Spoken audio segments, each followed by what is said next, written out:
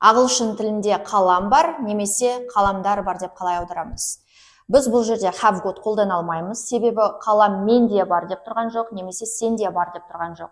Яғни жекеше түрінде сіз қолданатын конструкция ол there is, бар деген сөз. Мына сөйлемді аударайық. Қалам бар, there is. Жекеше түрінде қаламның алдында артикль қоямыз, there is a pen. Қалам бар. Мысалға кітап бар болатын болса, there is a book. Флаг бар, there is a flag. Мұғалім бар, there is a teacher деп қоя бересіз.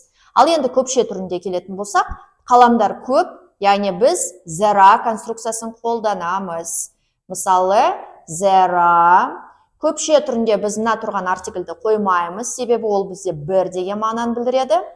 Қаламдарды көпше түрінде жазамыз. There are pens, яғни қаламдар бар. Басқа мысал құрайтын болсақ, there are teachers, мұғалімдер бар. There are books, кітаптар бар деп құрастыра бересіз. Ал енді сұрақты қалай қоямыз? Мынау, яғни қалам бар деп аудардық. Енді мен не деп сұраймын? Қалам бар ма деп сұраймыз.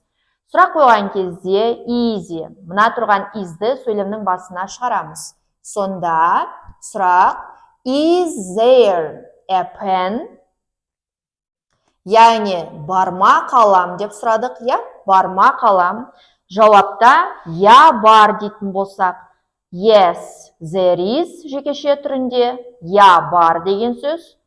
Немесе негативта no, there isn't болады. No, there isn't. Яғни isға обязательно not жалғауын қосамыз. Ал енді көпше түрінде қаламдар бар ма деп сұрайтын болсақ, не істейміз? Аны сөйлемнің басына алып шығамыз. Яғни сұрақ are there pens? Қаламдар бар ма? Көпше түрінде сұрақ. Жауап я бар болатын болса yes, there are болады. Егер жоқ болатын болса, онда no, they aren't болады.